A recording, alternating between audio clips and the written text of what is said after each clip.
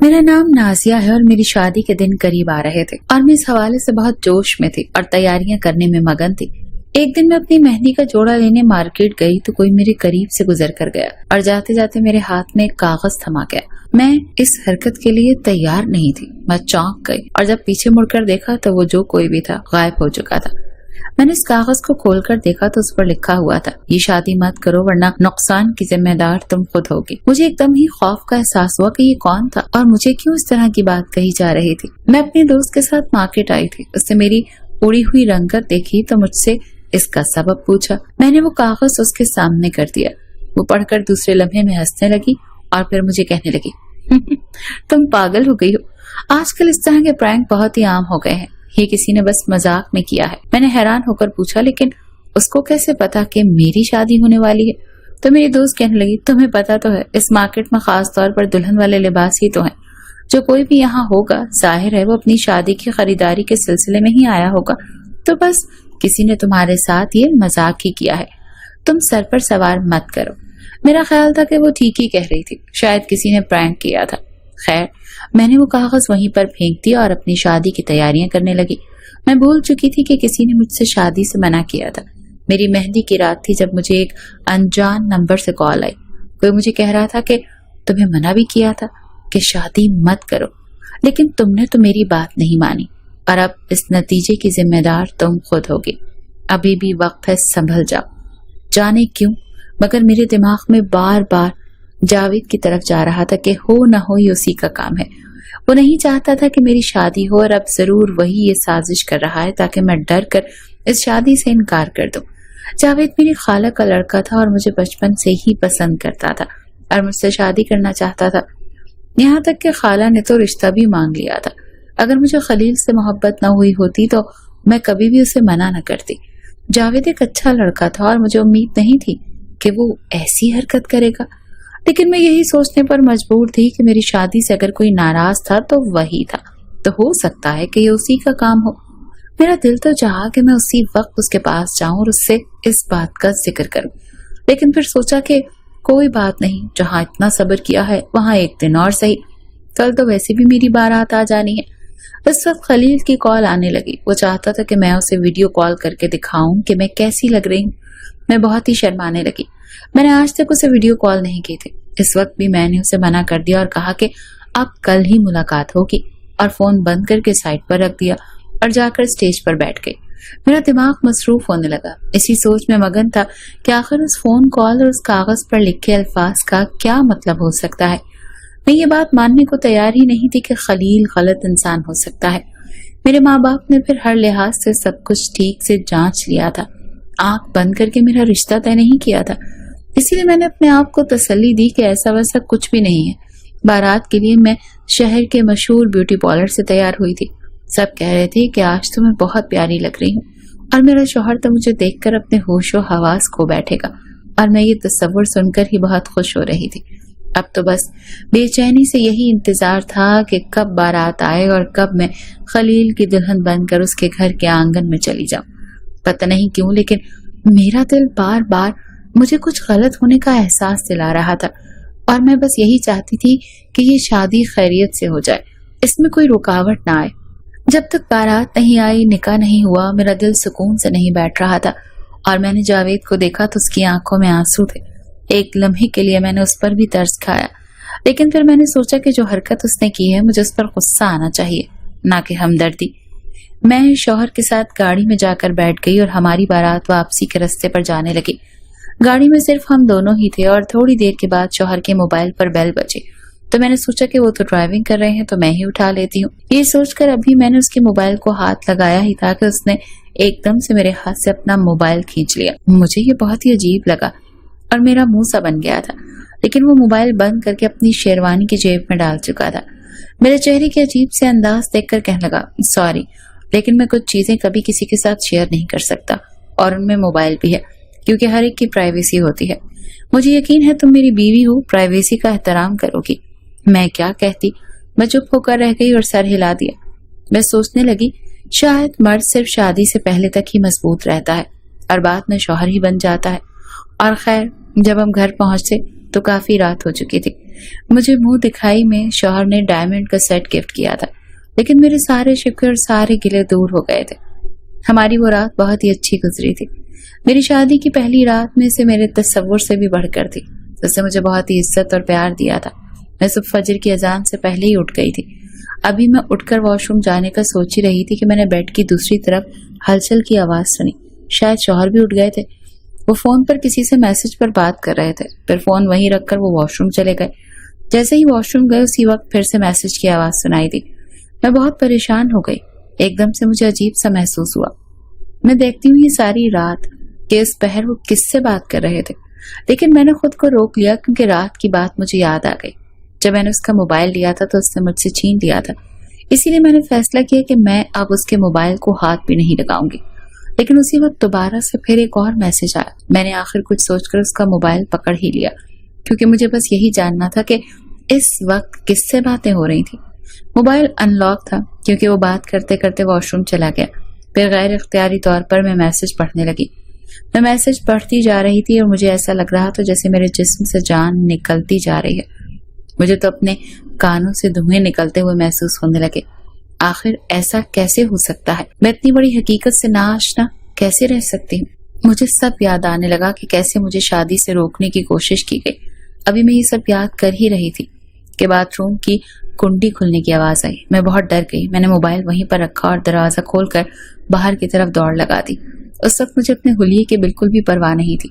ना मेरे ऊपर कोई दुपट्टा था और ना ही मेरे पैरों में जूते। मैं नंगे पांव घर के मेन गेट खोलकर बस बाहर भागती चली जा रही थी। उस वक्त बस मैं यहाँ से बहुत दूर जाना चाहती थी। उस वक्त अचानक ही मुझे पीछे से किसी ने आवाज दी। शायद वो मेरा शौहर था, लेकिन वो दोबारा आवाज आई तो मैंने गौर किया कि ये किसी लड़की की आवाज थी। खौफ की एक पूरी लहर मेरे पूरे वजूद में दौड़ गई। ये कौन था जो मेरे पीछे आ गया था? मैंने पीछे मुड़कर देखा तो वो एक लड़की थी, तकरीबन मेरी ही उम्र की। मुझे कहने लगी, जिस तरह से तुम भाग रही हो लगता है तुम्हें अपने शौहर की सच्चाई मालूम हो गई है। क्या ही अच्छा होता अगर तुम पहले ही मेरी बात सुन लेती।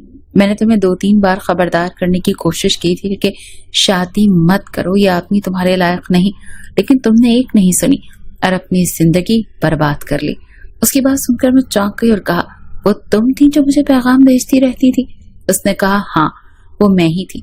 मैं किसी मजबूरी से तुम्हारे सामने आकर बात नहीं कर सकती थी। मुझे समझ नहीं आया कि मैं उसकी बात का क्या जवाब दूं। इस वक्त मैं बिल्कुल चुप रही थी। वो कहने लगी, तुम वापस जाओ, अभी भी इतनी देर नहीं हुई, किसी को मालूम नहीं होगा कि तुम घर से बाहर हो।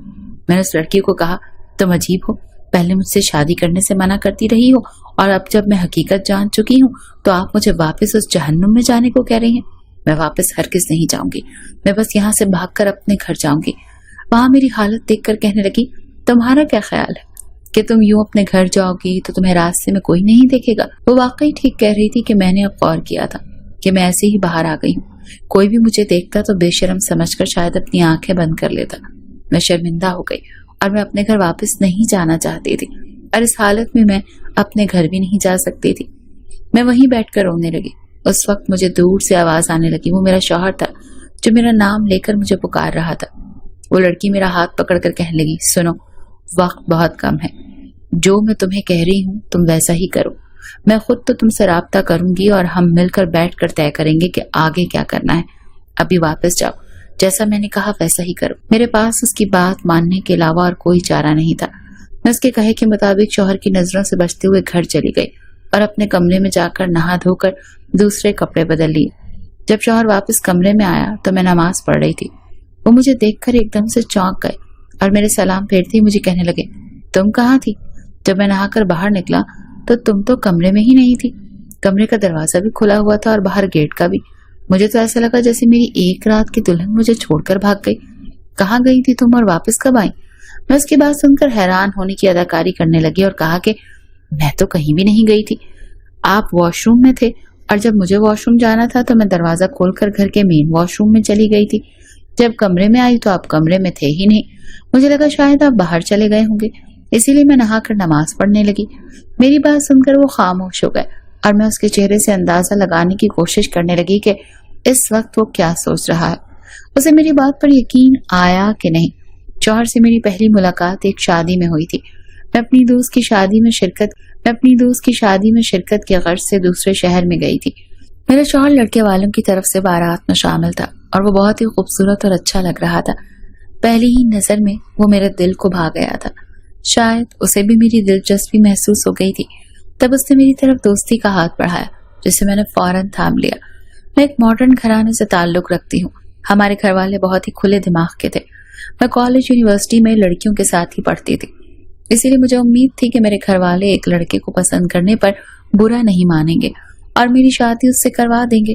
लेकिन घर वालों से बात करने से पहले मैं उसके साथ थोड़ा वक्त गुजारना चाहती थी, ताकि उसे समझ सकूं और जान सकूं कि क्या हम एक दूसरे के साथ चल भी सकते हैं या नहीं। मेरा शौहर हर लिहाज से एक अच्छा लड़का था। उसने कभी मेरा हाथ नहीं पकड़ा था और न ही कोई गलत बात की थी। कई बार वो मुझे अपने घर ले जाकर अपने अब्बू से भी मिलवा चुका था, जो मुझे हर बार यही पूछते थे कि मैं बताऊं कि वो कब मेरा रिश्ता लेकर आएंगे। 3 से 4 महीने तक अपने शौहर के साथ वक्त गुजार कर मुझे अंदाजा हो गया था कि मैं उसके साथ एक अच्छी जिंदगी गुजार सकती हूँ। इससे पहले कि मैं घर में शादी की बात करती, मेरी खाला ने जावेद के लिए मेरा रिश्ता मांग लिया और मेरे माँ बाप हर लिहाज से इस रिश्ते के लिए हामी भर चुके थे, क्योंकि वो चाहते थे कि मैं जावेद से शादी के लिए हाँ कर दूं। लेकिन अब वक्त आ गया था कि मैं अपने लिए स्टैंड लूं। मैंने जावेद के साथ शादी करने से साफ इनकार कर दिया और माँ बाप को अपनी पसंद बता दी। मुझे तो यही उम्मीद थी कि उन्हें कोई एतराज नहीं होगा, लेकिन उसी वक्त मैं हैरान रह गई जब माँ ने मुझसे बहुत ही सख्ती इख्तियार कर ली।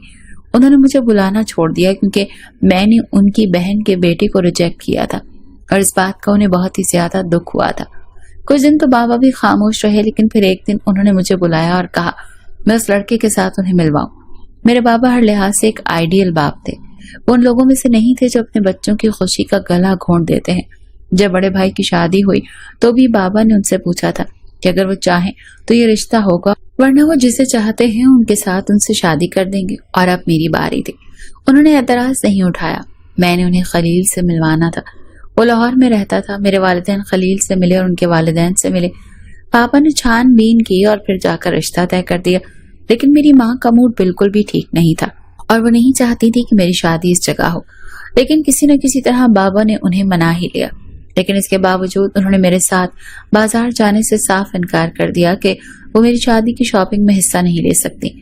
मुझे जो करना है मैं खुद ही करूंगी। और मैंने भी खामोशी साथ ली और जो जैसा हो रहा था वैसा ही चलने दिया। माँ कब तक नाराज रहेंगी, एक न एक दिन तो मान ही जाएंगी ना। और इसीलिए मैंने अपनी शादी की सारी शॉपिंग अपनी दोस्तों के साथ ही की। वहां मैंने तो यही सोचा था कि मैं अपनी पसंद की शादी की है तो खलील हर लिहाज से एक आइडियल शौहर साबित होगा और अपनी जिंदगी आखिर तक बहुत ही अच्छे तरीके से गुजारेंगे। इतने लोग हमारे प्यार की मिसालें देंगे। लेकिन मैं कभी सोच भी नहीं सकती थी कि शादी की पहली रात ही मुझे एक ऐसा सरप्राइज मिलेगा कि मेरी जिंदगी ही बर्बाद हो जाएगी। इतना बड़ा राज जानकर मेरा एक लम्हे को भी इसके साथ रहने का दिल नहीं कर रहा था। ऊपर से कई ऐसे सवालात थे जिन्होंने मेरे दिमाग को उलझा कर रख दिया था। वो लड़की आखिर कौन थी, मेरे शौहर को कैसे जानती थी और उसने मुझे वापस घर क्यों भेज दिया था। मैं बस यही सब कुछ सोच रही थी और यही सब चीजों से डर रही थी कि मेरी किसी से बात पर मेरे शौहर को शक ना हो जाए कि कहीं मैं उसके राज तक पहुंच गई हूँ। लेकिन सच है, ऐसा वैसा कुछ नहीं हुआ था। वो मुझे नॉर्मल अंदाज में बात करता रहा। खाने के बीच में भी वो हर चीज मेरे आगे करता रहा कि मैं पेट भर कर खाऊं और भूखी ना रहूं। उसके चेहरे को देखकर मैं बार बार यही सोच रही थी कि काश तुम इतने धोखेबाज ना होते, काश ये चेहरा वही होता जिससे मैंने मोहब्बत की थी। लेकिन जाहिर है ऐसा नहीं था। जो कुछ मैं जान चुकी थी उसके बाद तो उस पर यकीन करना बहुत ही मुश्किल हो गया था। मैं बस यही लड़की का इंतजार कर रही थी कि वो किसी तरह मुझसे राब्ता करे। मैं इन्हीं सोचों में मगन थी कि अपना नाम सुनकर चौंक गई। मेरी सास मुझे कह रही थी कि बहू तुम कुछ ले क्यों नहीं रही हो, देखो मुझे तुम खलील की माँ नहीं बल्कि अपनी ही माँ समझो। उनकी बात सुनकर मेरा दिल चाहा कि मैं गरम गरम नाश्ते की ट्रे उनके आगे डाल दूं और चीख कर कहूं कि तुम मेरी माँ क्या बनोगी, तुम तो खलील की भी माँ नहीं हो। मुझे तुम दोनों की असल हकीकत मालूम हो गई है। तुम दोनों खलील के वालिदैन नहीं हो, तुम सब लोग फ्रॉड हो। लेकिन मैंने ये सब अपने अंदर ही दबा लिया और कुछ भी नहीं कहा और सब कुछ मुस्कुराहट पर सजा कर नाश्ता करने लगी। अगर बात सिर्फ इतनी ही होती कि वो मेरे शौहर के असली वालिदैन नहीं थे तो शायद फिर भी मैं बर्दाश्त कर लेती, लेकिन मामला तो इससे भी कई गुना बढ़कर था। नाश्ते के बाद मैं कमरे में आ गई और वो किसी काम से बाहर चला गया। आधे घंटे के बाद मुझे एक अनजान नंबर से कॉल आई। मैंने फौरन से फोन उठा लिया। फोन पर वही लड़की थी। मैंने बेचैनी से कहा, मैं कब से तुम्हारा इंतजार कर रही थी, मुझे बताओ कि मैं क्या करूं। कहने लगी, तुम कुछ नहीं करो, बस वलीमे की तैयारी करो, जो भी करना है वो मैं करूंगी। तुम्हारे वलीमे में सबके साथ साथ तुम्हें भी पता चल जाएगा कि मैं कौन हूँ। ये कहकर उसने फोन बंद कर दिया और मैंने अपना सर पकड़ लिया। मेरा एक एक मिनट यहाँ पर गुजारना बहुत ही मुश्किल हो रहा था। खैर, मैं पार्लर चली गई और तैयार होकर शौहर के साथ हॉल पहुंच गई। मुझे भी यही इंतजार था कि देखूं तो सही कि आखिर क्या धमाका होने वाला है। मेरा दिल तेजी से धड़क रहा था, हाथ पांव ठंडे हो रहे थे। मुझे ज्यादा देर इंतजार नहीं करना पड़ा क्योंकि जल्द ही वो लड़की मुझे सामने से आती हुई नजर आई। मैंने वाज़ेह तौर पर महसूस किया कि उसे देखकर मेरे शौहर के चेहरे के होश उड़ गए थे। वो लड़की ऊंची आवाज में सबको कहने लगी, सब लोग मेरी तरफ मुतवज्जे हो जाएं। मेरा नाम आलिया है और मैं उस फ्रॉड खलील की बीवी हूँ। मैं एकदम सुन रह गई थी। बाकी सबको भी सांप सूंघ गया था। कहने लगी, सिर्फ मैं ही इसकी बीवी नहीं हूँ, इस धोखेबाज इंसान की और न जाने कितनी शादियां कर रखी हैं। ये माँ बाप भी इसके अपने नहीं हैं बल्कि किराए के हैं। और सबसे बड़ी बात कि खलील कोई बिजनेसमैन नहीं है बल्कि एक पैसे वाला इंसान है और स्मगलर है। ये लड़कियों को अपनी मोहब्बत के झूठे जाल में फांस कर और फिर उनसे शादी करके उनका एतबार जीतता था और फिर उन्हें आगे से बेच देता था। मेरे साथ भी इसने यही किया था, लेकिन मैं किसी तरह से इसके चुंगल से फरार हो गई और यही फैसला किया कि अब इसके नजदीक किसी लड़की को जिंदगी तबाह नहीं करने दूंगी। मैं काफी अरसे से इसके पीछे थी और आखिरकार मुझे इसका पता मालूम हो गया और मैंने इसके खिलाफ सबूत ढूंढने में लगी हुई थी। इसीलिए अब तक मैं इसके सामने नहीं आई थी और मैं दिन रात इसकी जासूसी करती रही और सबूत जमा करती रही। और अब मैं अकेली नहीं बल्कि मेरे साथ पुलिस भी आई है। उसने पीछे मुड़कर इशारा किया तो पुलिस को अंदर दाखिल होते देख मेरे शौहर के चेहरे का रंग उड़ गया। उसने एकदम से उठकर दौड़ना चाहा मगर मैंने टांग आगे करके उसे नीचे गिरा दिया।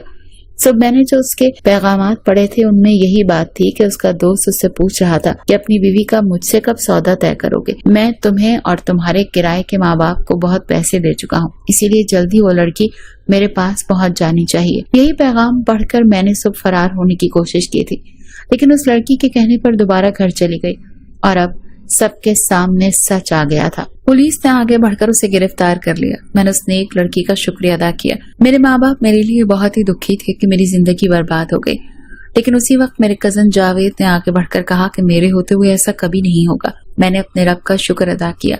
अभी भी मेरे कजन के दिल में मेरे लिए बहुत मोहब्बत मौजूद है।